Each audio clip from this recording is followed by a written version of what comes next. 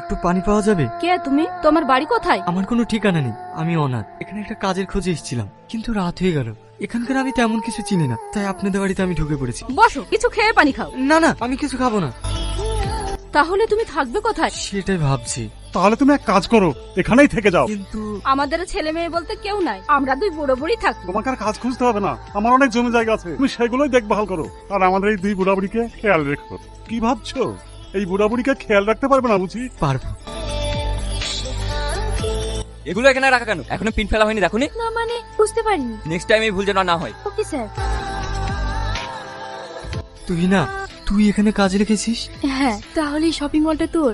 হ্যাঁ। কি এমন হয়েছে যে তোকে এই শপিং মলে কাজে আসতে হচ্ছে? সবই ভাগ্যের পরিহাস। বিয়ের 2 বছর হতে না হতে স্বামীকে হারাই, তারপর থেকে বাড়িতে থাকি। আব্বা শরীরটা ভালো না, কোনো কাজ করতে পারে না, তার উপরে আবার ছোট বোনের বিয়ে, সংসারে ভীষণ অভাব।